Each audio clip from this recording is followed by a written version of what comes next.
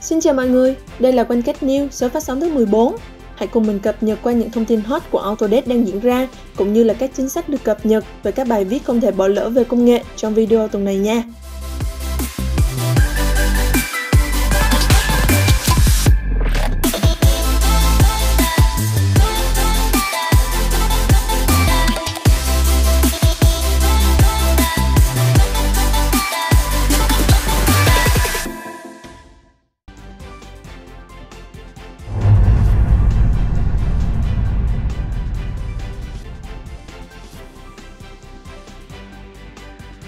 Theo như thông tin ở số phát sóng lần trước, OneGate có thông báo về việc hãng sẽ thay đổi chính sách ưu đãi cho bản quyền 3 năm, giảm từ 10% xuống còn 5% từ ngày 7 tháng 11 năm 2021. Tuy nhiên, sau quá trình xem xét nhằm hỗ trợ và đồng hành cùng người dùng trong tình hình dịch bệnh vẫn còn diễn biến khá phức tạp, Autodesk đã quyết định gia hạn thêm thời gian khuyến mãi, giảm đến 10%, áp dụng khách hàng triển khai bản quyền 3 năm đến ngày 7 tháng 1 năm 2022.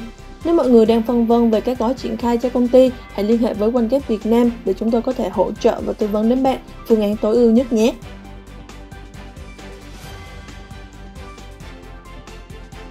Inventor Professional là phần mềm thiết kế 3D cơ khí chuyên nghiệp, hỗ trợ cho môi trường thiết kế chi tiết, lắp ghép, tạo bản vẽ và trình diễn. Khoảng giữa năm 2021, Autodesk đã cho ra mắt phiên bản Inventor 2022 với nhiều tính năng mới. Đây là chương trình cải tiến phần mềm hàng năm của Autodesk, giúp cho người dùng có thể trải nghiệm tuyệt vời nhất khi sử dụng phần mềm. Thời điểm hiện tại, Autodesk đã tung ra thêm các bản cập nhật mới hơn như 2022.01, 2022.1 và 2022.1.1. Sau khoảng thời gian trải nghiệm bản cập nhật mới, ngày 20 tháng 11 năm 2021, OneGate Việt Nam sẽ tổ chức buổi webinar What's New Inventor 2022 để giúp cho người dùng hiểu rõ hơn về những cải tiến mới và cùng với chuyên gia của OneGate Việt Nam đánh giá về độ hiệu quả của những cải tiến mới này. Link đăng ký tham gia webinar sẽ được chúng tôi cập nhật trên cái fanpage của OneGate Việt Nam nhé.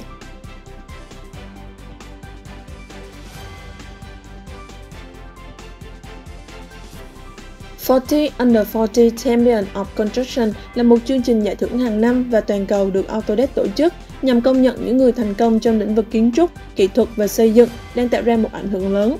Danh sách của giải thưởng này bao gồm những chuyên gia xây dựng dưới 40 tuổi đáp ứng được một trong những tiêu chí sau. Thứ nhất, một người đã tạo ra tác động lớn trong vai trò của họ trong năm 2021. Thứ hai, một chuyên gia đã thể hiện khả năng lãnh đạo đặc biệt. Thứ ba, người tiên phong trong ngành đã triển khai hoặc quản lý công nghệ có tác động lớn đến dự án và công ty của họ. Quản lý sự gián đoạn của đại dịch và đưa ra các dự án về đích đòi hỏi sự cân bằng tốt giữa khả năng lãnh đạo, tính sáng tạo và sự đổi mới để giải quyết các vấn đề vô cùng thách thức. 40 Under 40 Champion of Construction năm nay đã chứng tỏ khả năng truyền cảm hứng, giáo dục và thúc đẩy ngành công nghiệp xây dựng ngày càng phát triển. Danh sách 40 nhà vô địch xây dựng dưới 40 tuổi của Autodesk không chỉ là một tập hợp các chuyên gia AEC đáng ngưỡng mộ mà nêu bật như những hiểu biết quan trọng từ các nhà lãnh đạo. Cùng OneGate Việt Nam điểm qua những nhà vô địch có trong danh sách này nha.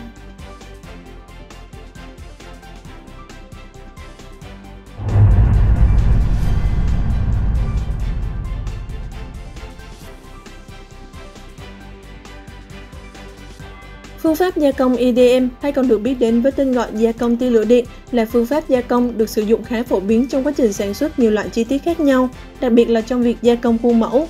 Với phương pháp này thì điện cực là một phần không thể thiếu, vì vậy việc thiết kế điện cực là một công đoạn ảnh hưởng đến chất lượng của sản phẩm trong quá trình gia công. Inventor Professional tuy không có một môi trường thiết kế điện cực riêng biệt, nhưng với các công cụ modeling của Inventor thì người dùng hoàn toàn có thể thiết kế và tạo ra các điện cực tùy theo các dạng sản phẩm khác nhau. Bên cạnh đó, bạn có thể lập trình gia công điện cực với Inventor Cam để sử dụng cho quy trình bắn tia lửa điện. Để giúp người dùng có thể hiểu hơn và ứng dụng được Inventor trong việc thiết kế điện cực, OneGate Việt Nam cũng đã tổ chức một buổi webinar về chủ đề này. Các bạn có thể xem lại video record thông qua link được đính kèm bên dưới phần mô tả nhé.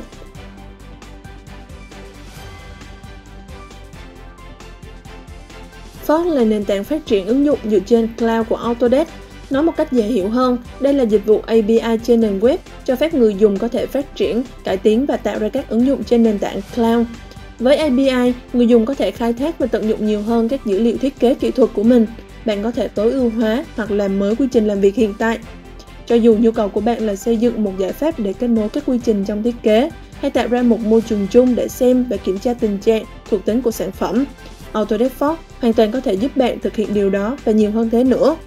Trong thời đại 4.0 phát triển như ngày nay, rất nhiều công ty đang ứng dụng Forge để tạo ra các bản sao kỹ thuật số, hay còn gọi là Digital Twin, nhằm giúp cho các quy trình như quản lý và kiểm soát chất lượng của dự án trở nên trực quan và dễ dàng hơn. Ứng dụng các công nghệ như VR hoặc AR nhằm tăng trải nghiệm của người dùng, hay việc tạo ra các catalog sản phẩm online giúp dễ dàng tùy chỉnh thông số của chi tiết theo nhu cầu của khách hàng. Các nhà phát triển hoàn toàn có thể ứng dụng Forge trong suốt quá trình của sản phẩm, từ công đoạn thiết kế, chia sẻ dữ liệu đến trình bày sản phẩm tới khách hàng. Với Autodesk Forge sẽ giúp cho các công ty thuộc nhiều lĩnh vực và quy mô khác nhau có thể phát triển được các dữ liệu thiết kế, cải thiện quy trình làm việc và đặc biệt tạo ra những các sản phẩm dịch vụ mới giúp kết nối và phục vụ khách hàng của họ tốt hơn.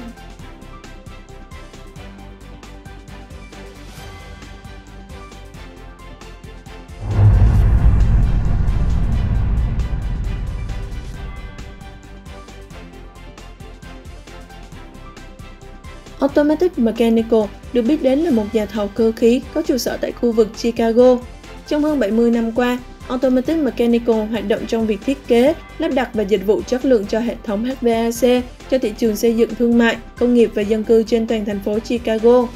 Sau một thời gian dài hoạt động, công ty nhận thấy rằng việc quản lý dữ liệu theo quy củ là việc không hiệu quả và bền vững. Vì vậy, họ cần tìm ra một giải pháp quản lý dữ liệu mới để thúc đẩy tính nhất quán trong việc báo cáo thông tin dự án, nhằm tăng cường khả năng cộng tác và trách nhiệm giải trình trong dự án của mình. Và kết quả, công ty đã quyết định chọn lựa Autodesk trong công cuộc chuyển đổi số hóa lần này. Bằng cách chuẩn hóa quy trình tạo RFI, đệ trình và các vấn đề với Autodesk Build, các nhóm của Automatic có thể ghi lại dữ liệu dự án một cách thống nhất. Với Autodesk Build, Automatic có thể tổng hợp dữ liệu từ các vai trò khác nhau ở một nơi.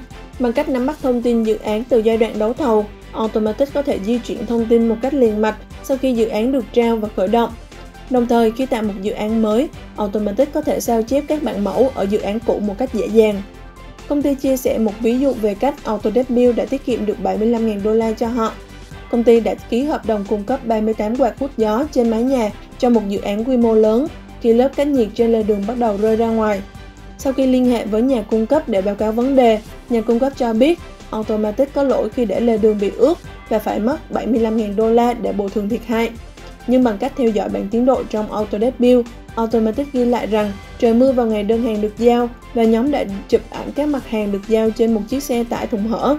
Sau khi thông tin đó được chuyển qua nhà cung cấp, họ được chi trả hoàn toàn mọi chi phí.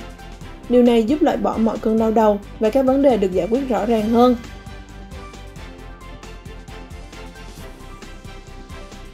Kỹ sư Paolo Pattinelli, kỹ sư hàng không vũ trụ, là thành viên của tổ chức Fusion 360 Customer Engagement và sử dụng Generative Design để thiết kế đồ gá cho gia công với phần mềm Fusion 360 như thế nào nha.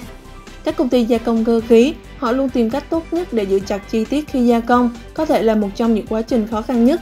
Với sự hỗ trợ của Generative Design trong Fusion 360, giúp việc này trở nên dễ dàng hơn nhiều. Nó liên quan đến việc thiết lập vật cản và giữ lại các chi tiết hình học. Từ đó, phần mềm có thể thiết kế chi tiết cho bạn.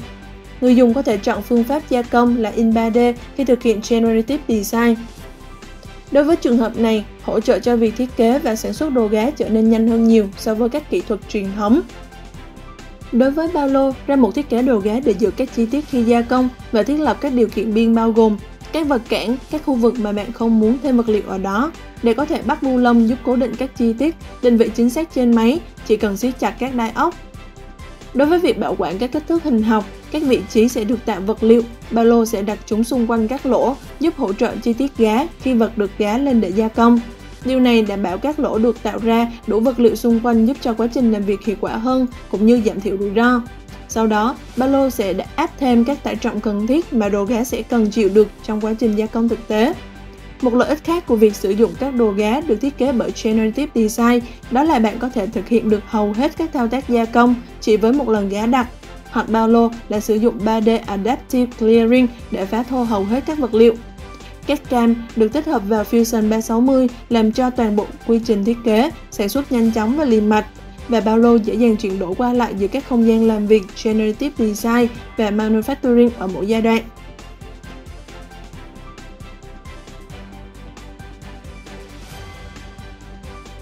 Và đây là những thông tin mình muốn cập nhật đến cho các bạn trong video tuần này. Chúc các bạn cuối tuần vui vẻ và nhiều niềm vui bên gia đình. Xin chào và hẹn gặp lại các bạn ở số phát sóng tiếp theo nhé!